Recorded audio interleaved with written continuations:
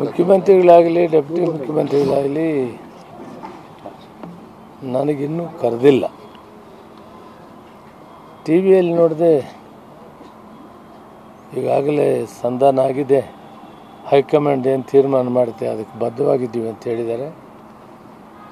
ಒಳ್ಳೆ ತೀರ್ಮಾನ ಆಗಿದೆ. ಪಕ್ಷದ ಹಿತದೃಷ್ಟಿಯಿಂದ ಇಂತಹ ತೀರ್ಮಾನವನ್ನು ತೆಗೆದುಕೊಂಡಿದ್ದಕ್ಕೆ ನಾನು ಸ್ವಾಗತಿಸ್ತೇನೆ. ಸರ್, ಅವ್ರ ತೀರ್ಮಾನ ನಿಮಗೆ ತಿಳಿಸಿದ್ರಾ? ನಾವು ಹಿಂಗೆ ತೀರ್ಮಾನ ತೆಗೆದುಕೊಂಡಿದ್ದೀವಿ ಅಂತ ಮೀಡಿಯಾದಲ್ಲಿ ನಾನು ಕಂಡೆ. ಮೀಡಿಯಾದ ಮಾತ್ರ ನಾನು ಹೇಳ್ತಾ ಇದ್ದೀನಿ. ಮೀಡಿಯಾದಲ್ಲಿ ನೋಡಿದಾಗ ಸ್ವಾಗತ ಮಾಡ್ತಾ ಇದ್ದೀನಿ. ಅದು ಒಳ್ಳೆಯ ಬೆಳವಣಿಗೆ. ಪಕ್ಷ ಇವತ್ತು ಚುನಾವಣೆಗೆ ಹೋಗುವಂಥ ಕಾಲದಲ್ಲಿ ಈ ತೀರ್ಮಾನವನ್ನು ಸ್ವಾಗತ ಮಾಡ್ತೀನಿ.